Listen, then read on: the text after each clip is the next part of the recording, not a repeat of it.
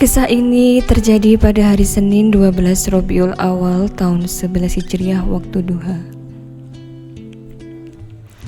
Pagi itu, matahari mulai tinggi. Namun cahayanya redup entah mengapa. Angin tak bertiup hening bertabur isyarat. Pagi itu, Rasulullah dengan suara lemah memberikan khutbah terakhirnya. Wahai umatku, kita semua ada dalam kekuasaan Allah dan cinta kasih-Nya.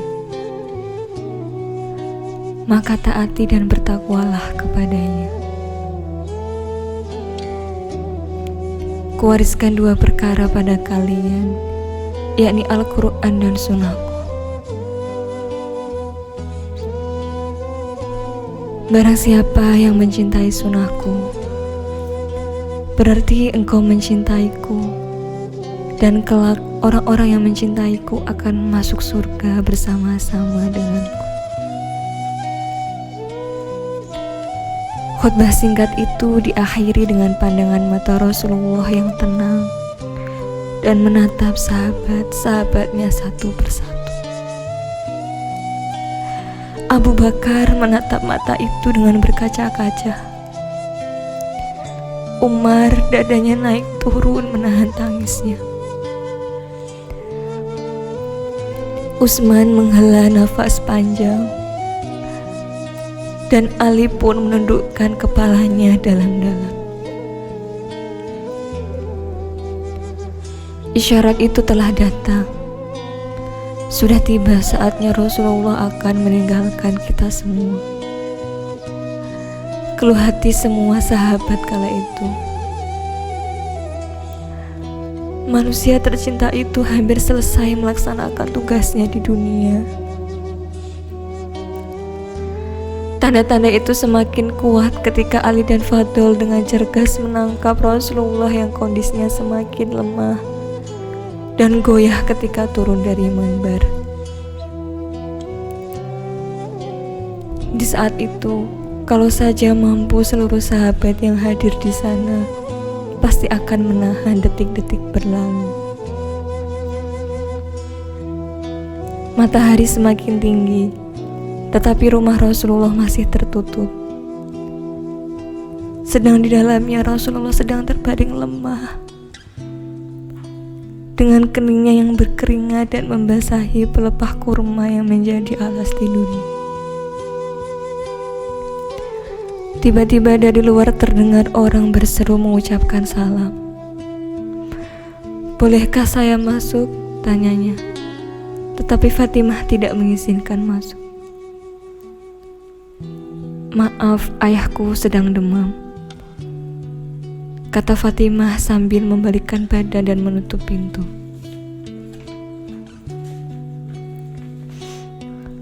Kemudian ia kembali menemani ayahnya yang ternyata sudah membuka mata dan bertanya kepada Fatimah, "Siapa itu, wahai anakku?" "Tak tahulah ayah, sepertinya baru sekali ini aku melihatnya," tutur Fatimah lembut. Lalu Rasulullah menatap wajah putrinya itu dengan pandangan yang menggetarkan. Seolah-olah seluruh sudut wajah anaknya itu hendak dikenangnya. "Ketahuilah nak, Dialah yang menghapuskan kenikmatan sementara. Dialah yang memisahkan pertemuan di dunia. Dialah malaikat maut," kata Rasul. Fatimah pun menahan ledakan tangisnya.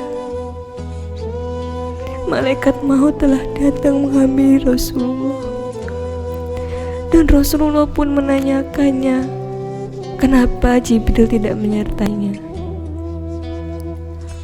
Kemudian dipanggillah Jibril yang sebelumnya sudah bersiap di atas langit dunia, menyambut roh kekasih Allah dan penghulu dunia ini.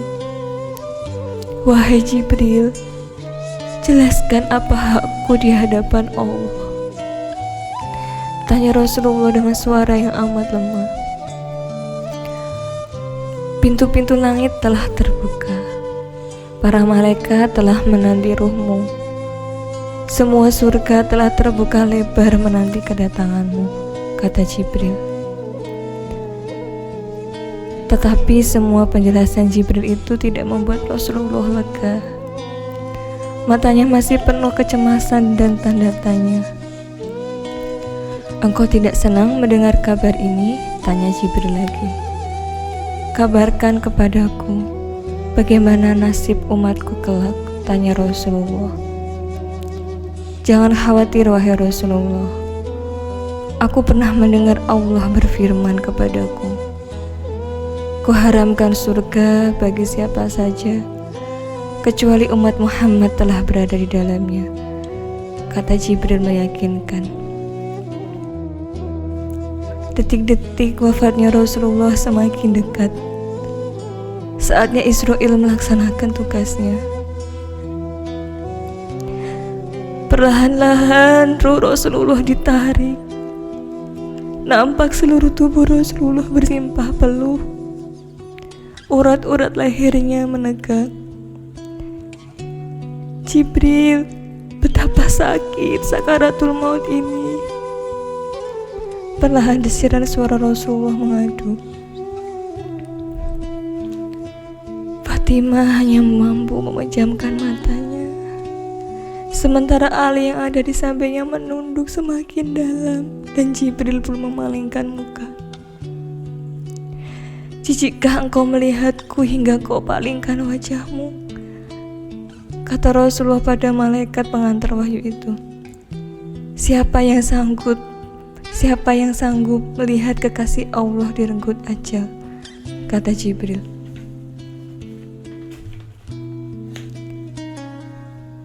Sesaat kemudian terdengar Rasulullah menekik karena sakit yang tidak tertahan lagi. Ya Allah, dahsyat sekali sakaratul maut ini. Tibakan saja siksa maut ini kepadaku, jangan pada umatku. Badan Rasulullah mulai dingin, kaki dan badannya sudah tidak bergerak lagi. Bibirnya bergetar seakan membisikkan sesuatu. Ali pun segera mendekatkan telinganya. Usikum bisolati wa ma makat aimanukum. Peliharalah sholat dan peliharalah orang-orang lemah di antaramu. Di luar pintu suara tangis mulai bersautan dan sahabat pun saling berpelukan. Fatimah menutupkan tangan di wajahnya dan Ali kembali mendekatkan telinganya. Umati, umati, umati. Dan berakhirlah hidup manusia paling mulia yang memberi sinar kemuliaan itu. Mampukah kita mencintai sepertinya? Mampukah kita mencintai sepertinya? Allahumma sholli ala Muhammad wa barik wa sallim. Betapa cintanya Rasulullah kepada kita. Betapa cintanya Rasulullah kepada kita. Betapa cintanya Rasulullah kepada kita.